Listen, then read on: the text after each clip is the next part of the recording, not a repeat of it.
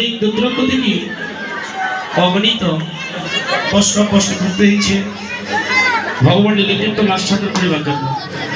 সর্বপ্রথমে জানা কীর্তন জগতের কনিষ্ঠ বিদ্যাবন্দীহীন মাধুর্যহীন ভজন সন্ন শ্রী শ্রী শামসুন্দরীর পক্ষ থেকে আমি অদম শ্রী প্রদীপ চক্রবর্তী আপনাদের শ্রীচরণে প্রণাম দেব। অন্ধকার মহতী অনুষ্ঠান লীলাটিকে দুইটি ভাবে বিভক্ত করা হয়েছে, একটি নৃত্যলীলা আর একটি হচ্ছে নৈবর্তিক লীলা।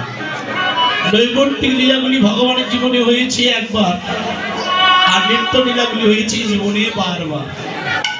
তাই এই নৃত্য লীলার আমাদের অপরাহ্নকালীন লীলার যে লীলা আমরা পরিবেশন করবো বা উপস্থাপনা, যে লীলাটি গীত প্রতিষ্ঠা হচ্ছে ভগবান শ্রীকৃষ্ণের উত্তরাগস্ত। ইতিপূর্বে যে লীলা আমরা আস্বাদন করেছি তা ছিল ভানু পূজার উদ্দেশ্যে কানু পূজা ও সূর্য পূজা। সূর্য পূজা সমাপ্ত হয়েছে, এখন উত্তরাগস্ত পূজা স্মরণ করবো। তাহলে চলুন গুরুদেবীর চরণে আশ্রয় নিয়ে আমরা লীলা স্মরণ করি।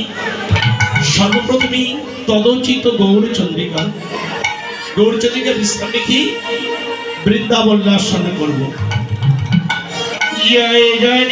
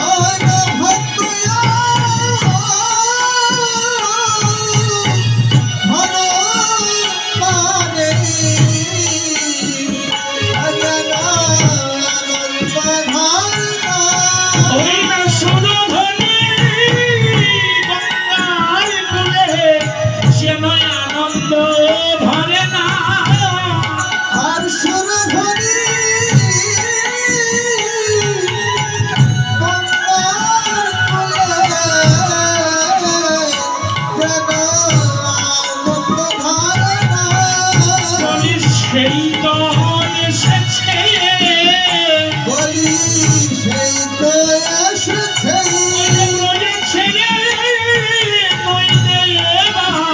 বলি সেই তো এসেছে আয়না ব্রজ ছেড়ে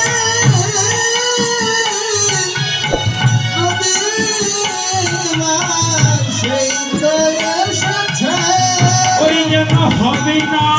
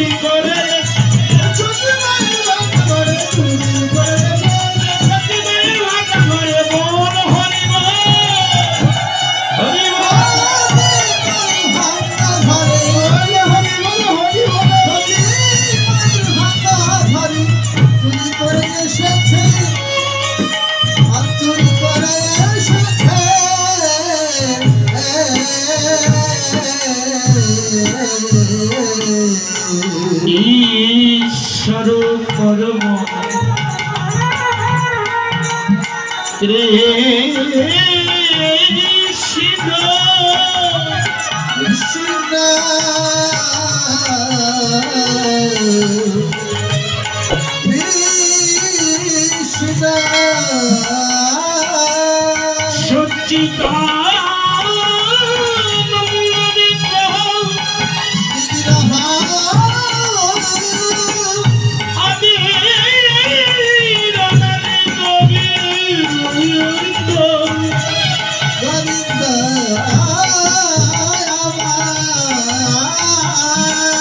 কৃষ্ণ কারণের কারণ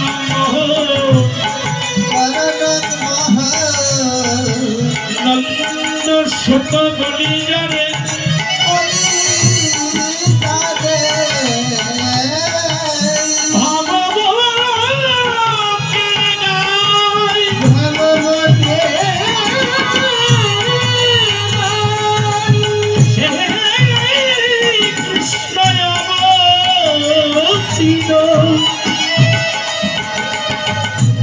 সোনার নদিয়ায় আর সোনার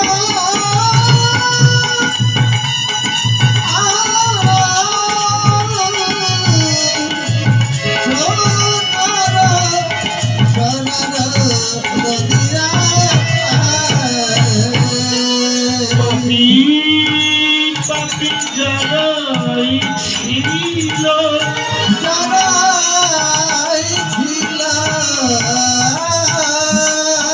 কৃষ্ণ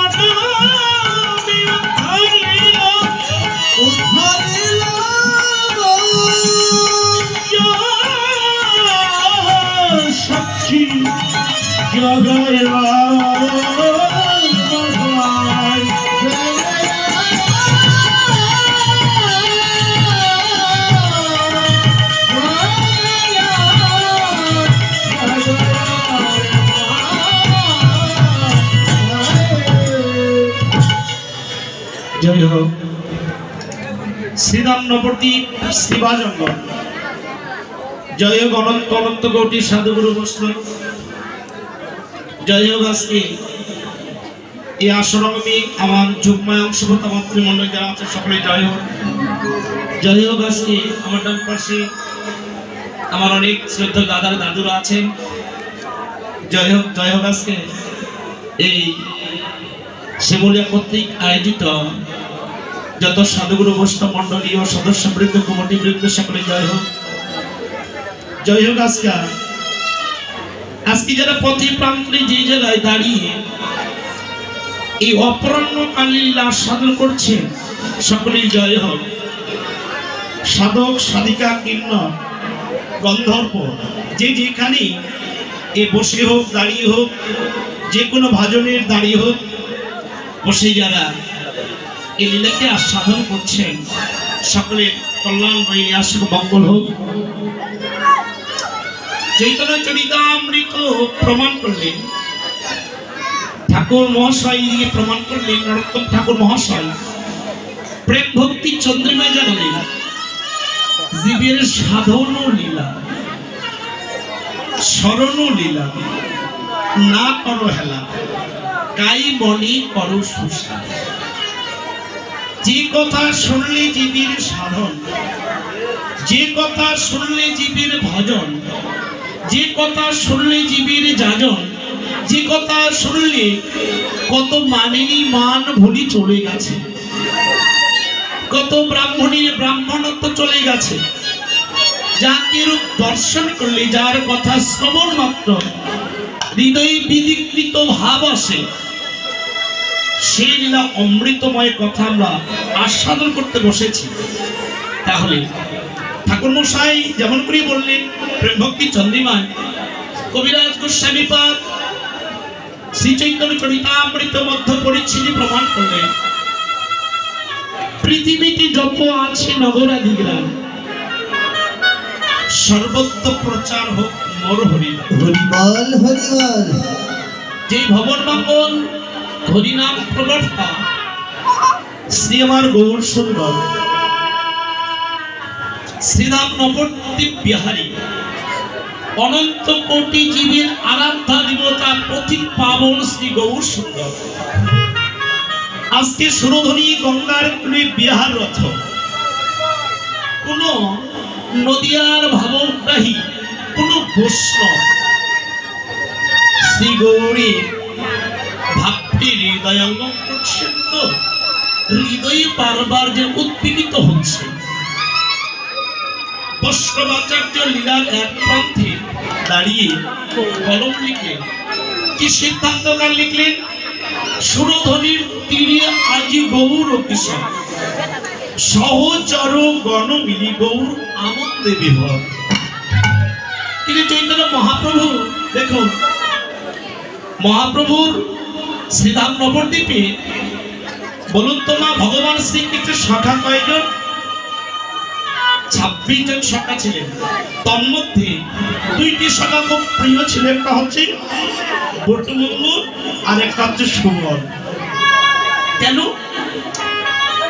বিশ্বভানুর রাজার 3টি ভাই। বিশ্বভানুর রাজা কন্যা হচ্ছে আমাদের শ্রীমতী রাধারানী, সুভানুর সুবল আর চন্দ্রভানু হচ্ছে চন্দ্রাবলী। এই যে মায়েরা একটু শান্ত হতে হবে। এই যে বাচ্চা, তাহলে তত্ত্বজ্ঞ বললেন তাহলে এই 26 জন সখার ভিতরে 2 জন প্রাধান্য ছিলেন। ওর ভিতরে শ্রীধাম নবদ্বীপ গৌর লীলাই ভগবানের ভক্ত 3.5 জন। কে 3.5 জন কেন হলেন মা? এই অর্থ কেন হলেন যুক্তি আছে, মহাজন শাস্ত্রে প্রমাণ করলেন। কি? প্রথম ভক্ত ছিল রাই রামানন্দ। রাই রামানন্দ স্বরূপ দামোদর, শিশি মাহিতি আর অর্থসত্তা কন্যা ছিল কেন? আমাদের সতী কন্যা মাধবী দেবী। কারণ ইনি যে অন্তরঙ্গন সেই তো অর্থলীলা ভাব দর্শন করে, তত্ত্বকে প্রমাণ করলেন মা। তাহলে হরিনাম ভবন মঙ্গল প্রবর্তক শ্রী গৌরাঙ্গ সুন্দর, দেখুন আগেকার দিনে নিয়ম ছিল মাসিমা, কাকিমা, জেঠিমা সন্ধ্যাবেলা সন্ধ্যাবাতি দিয়ে অনেক মায়েরা শাস্ত্রগ্রন্থ অধ্যয়ন করতেন। বর্তমান যুগে কি শাস্ত্রগ্রন্থ অধ্যয়ন হয় এখন বাবা? হ্যাঁ, এখন গ্রন্থ অধ্যয়ন হয় না, তবে টিভি সিরিয়াল দেখা হয় সন্ধ্যার পর থেকে। তত্ত্ব প্রমাণ করলে লক্ষ্য করুন, একটু মনোযোগ দিতে হবে। মনে স্থির না হলে কীর্তন শ্রবণ করে শান্তি হবে না। তাহলে দেখুন, যিনি শ্রীধাম নবদ্বীপে কাঠা নয়, বিঘা নয়, সম্পত্তির উপরে বসবাস করতেন না, একজন নবীন সন্ন্যাসী। একটি কুঠিরের ঘর, ত্রিসন্ধ্যার ভিতরে একটি সন্ধ্যা অন্ন গ্রহণ করতেন, একটি সন্ধ্যা অন্ন গ্রহণ করতেন না। কিন্তু রূপ গোস্বামীপাদ একটি গ্রন্থ লিখলেন, যেই গ্রন্থটি নাম হচ্ছে শত সন্দর্ভ গ্রন্থ। এই গ্রন্থ লিখে দেখবেন গ্রন্থের পাইতে প্রথম পৃষ্ঠার পরে উৎসর্গ পর্ব লেখা থাকে। শত গোস্বামীপাদ, সর্বগোস্বামীপাদ বইটি লিখে খুব চিন্তায় পড়ে গেলেন, ওগো বইটি আমি কার নামে উৎসর্গ করব? ও মা, চৈতন্য মহাপ্রভুর গ্রন্থ লিখে গেছেন, এর প্রমাণ আছে। শাস্ত্রকে বলেন কোন গ্রন্থে লিখলেন না কেন? চৈতন্য মহাপ্রভু জানতেন কলির জীব অলস হবে, এরা শাস্ত্র গ্রন্থ পড়বে না, কোন গ্রন্থ লিখে গেলেন না। এবার শতগোস্বামী একদিন স্বপ্নে একটি নবীন সন্ন্যাসীকে দর্শন করলেন। যেই সন্ন্যাসীকে দর্শন করে মা হৃদয়ের সর্ব কথা ভুলে গিয়েছে। মনে করলেন, আমি যদি গ্রন্থটি কাউকে দান করি, সেটাই আমার চৈতন্য মহাপ্রভুকে দান করব। ফাঁস বর্ণে গিয়ে এসে দাঁড়ালেন প্রভুর দরজা। প্রভু তো দীনদয়া, উনি দীনবন্ধু, জগতের যে কর্তা, জগতের চেতা। এসে দুইটি খরচরে দাঁড়ালেন প্রভু। দৈনের শিরোমণি ঘর থেকে বেরিয়ে বললেন, ওগো তুমি এই প্রাত সকালে কেনই বা দুটি নয়ন জলে ভেসে যাচ্ছ? আনছো বলো। বলল, প্রভু যদিও জগতে যে কোনোদিন জগতে আমি একটি গ্রন্থ লিখছি, গ্রন্থটি তোমার হাতে অর্পণ করব। বাবা, সেই সময় নিয়ম ছিল, শ্রীধাম নবদ্বীপে এটা শিক্ষার স্থান ছিল, আর সকলেই জানে একমাত্র নিমাই পণ্ডিত, যত পণ্ডিত তাদের ভিতরে নাম ছিল নিমাই পণ্ডিত। এবার গ্রন্থটি এসে যখন প্রভুর হস্তে নিবেদন করলেন, প্রভু এই গ্রন্থটি তোমার হাতে অর্পিত করলাম। নবীন সন্ন্যাসী বলল, আমি তো সন্ন্যাসী, আমার তো কোনো গ্রন্থ লাগে না। মহাপ্রভু জীবের জন্য কোন গ্রন্থ রাখলেন না। রাখলেন কি? 8টি শ্লোক থেকে গেলেন।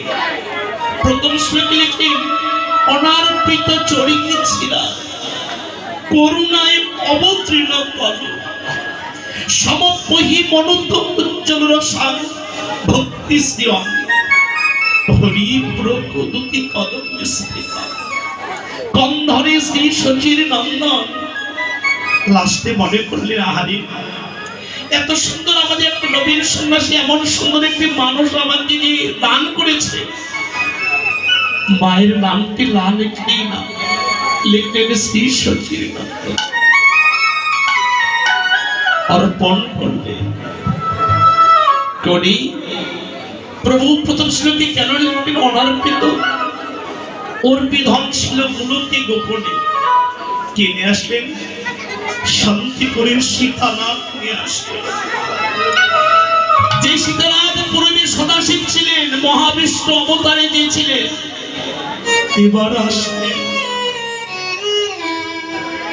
প্রভু সবেমাত্র কাটোয়া কাঞ্চনে স্নান তর্পণ করবার জন্য নেমেছে, সন্ন্যাসী গ্রহণ করবে তো নেমেছে। কিছু ব্রাহ্মণ মণ্ডলী ঘাটে স্নান করছে, যখন ওই পায়ে জল পড়েছে, ব্রাহ্মণ মণ্ডলী নিমায় তুই আজকে আমাদের এই তোর চরণের ধরে, আজকে চরণের এই জল আমাদের অঙ্গে লাগলো, তোদেরকে অভিশাপ করলাম, তোকে একদিন সন্ন্যাসী যেতে হবে।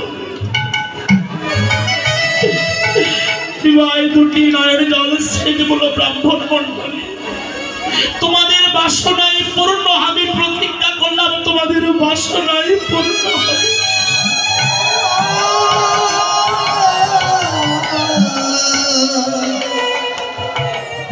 এবার একটি একটি করে তুলসীর পত্র সীতানাথ ছেড়ে দিলে সুরধনী গঙ্গায়।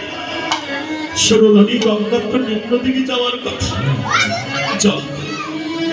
ঊর্ধ্ব দিকে যেতে লাগলেন এই তুলসীর পত্র। প্রভু সবে স্থান করতে নেমেছে, দুটি একটি তুলসী পত্র নামি দলে গিয়ে লেগে গেলে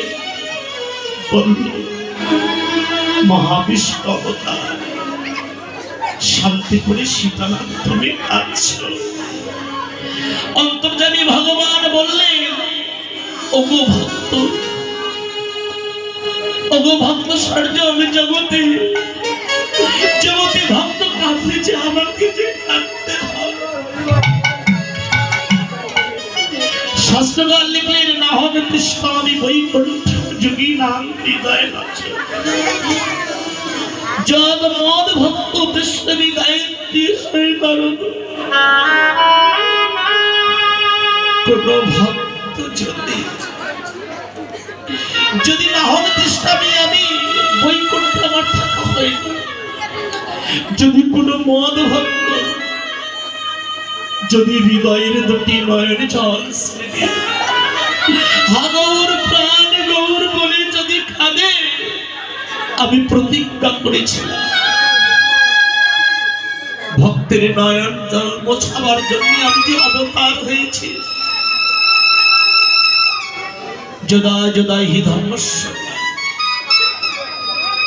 ভবতি ভারত ভাত্তা তৎ আত্মানং সৃজা মহান।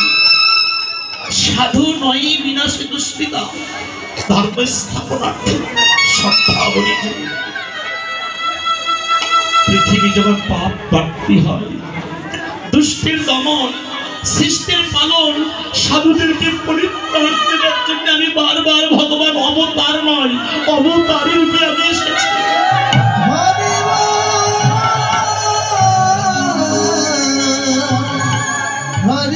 সেই ভগবান অদ্বৈতর নয়ন জলে বললেন, অদ্বৈত তুমি কাঁদছ, জগতে ও মাকে বলছে শুধুই ভক্ত কাঁদে মা, ভগবানও কাঁদে। অন্তরঙ্গ ভক্ত যদি হয় ভগবানও সদাই তো কাঁদে, প্রমাণ আছে মা। এবার বললেন, অদ্বৈত তুমি কেঁদে না। ওই যে দেখো শান্তিপুরী, ওই যে মদন গোপালের মন্দিরে যে ঠাকুর নমাচার্য ঠাকুর হরিদাস, সেই হরিদাস কাঁদছে অদ্বৈত। যে হরিদাস বাবা 3 লক্ষ বার নাম জপ করতেন, 1 লক্ষ বার নিজের দেহের জন্য, 1 লক্ষ বার নিজের আত্মীয় স্বজনের জন্য, আর 1 লক্ষ বার এই পার্থিব এবার হরিদাস আছে সীতানাথকে বললেন, সীতানাথ তুমি শান্তি করে বসে বাবলা তলায় বসে বসে মদন গোপালের মন্দিরে তুমি আমার নাম যাদের করো, আমি তোমার সঙ্গে দর্শন করব। আগত জন্মে আমি আসছি, সেদিন আমার নাম হবে অদ্বৈত চিত্ত। এইদিকে মা ঠাকুর হরিদাস কাঁদছে, ঠাকুর হরিদাস দুটি নয়ন জলে কাঁদছে, দুটি নয়ন জলে কাঁদছে। তো ভগবান কোন ভক্তের হাতে কিছু প্রসাদ পাঠিয়ে দিলেন। হরিদাস হাসতে, প্রভু আমি তো প্রসাদ চাইনি, আমি কি চেয়েছি জানি? যেদিন এই নাম করতে করতে যেদিন আমার প্রাণ পাখি বিদায় নেবে, যেদিন আমার দেহ থেকে সব কিছু নেবে, সেদিন তুমি আমি যেমন করে তোমার নাম শুনেছি, অমন করে নাম শোনাই তুমি আমাকে বিদায়।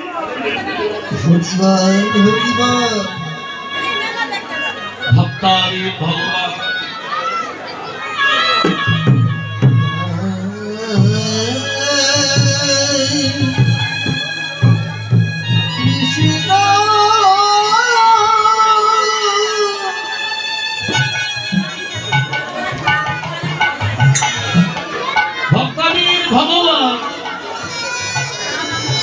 হরিদাসের নয়নে এসে হরিদাসের সম্মুখে দণ্ডায়মান হলেন। হরিদাস আশার কি বলল, প্রভু শুনেছি বাঁচা মরা তো তোমার হাতে, যার জন্মস্থান মৃত্যু আছে, এই তো অভিদেশ। তবে তবে প্রভু হে, তবে হরিদাসকে দেখে বললেন, প্রভু হরিদাস তুমি চলে যাবে, হরিদাস তুমি যদি চলে যাও আমার পাজরেরটা চলে যাবে।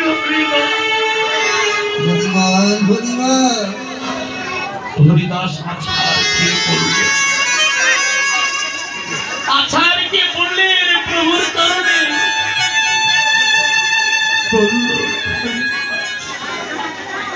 হরিদাস কোন ভক্ত যদি হাত প্রসার করে আমাকে যদি ডাকে, আমি ভগবান তার দুই হাত প্রসার করে আমি ভক্তি পাবার করতে পারব না। হরিদাস বললেন, ভগবান হে, ভগবান হে, জগতে আর কিছু চাই না ভগবান, তোমার কাছে আমার মিনতি, প্রভু হে জনমে জনমে প্রভু তোমার চরণ ছাড়াই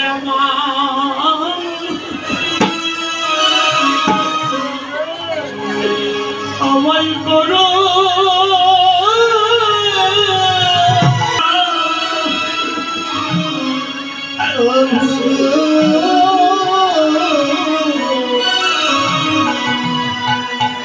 তোমার চরণ ছাড়া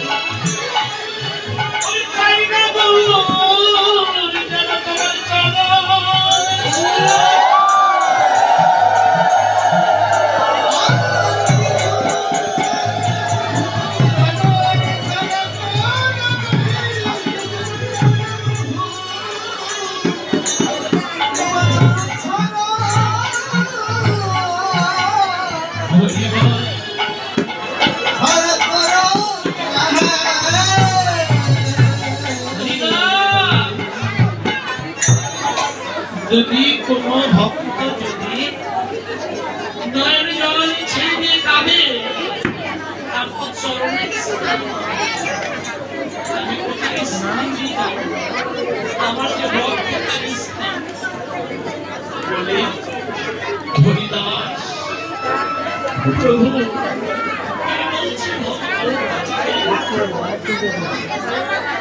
কি বলছি জগতে ভগবান কাঁদে দিদি তো কথা বলতে তোমার হাতে সব কিছু অতীত বন্ধু তোমার কাছে যাদের জগতে জন্ম হয়েছে তাদের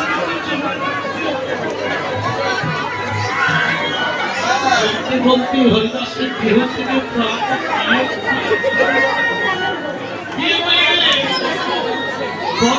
হরিদাস ভগবান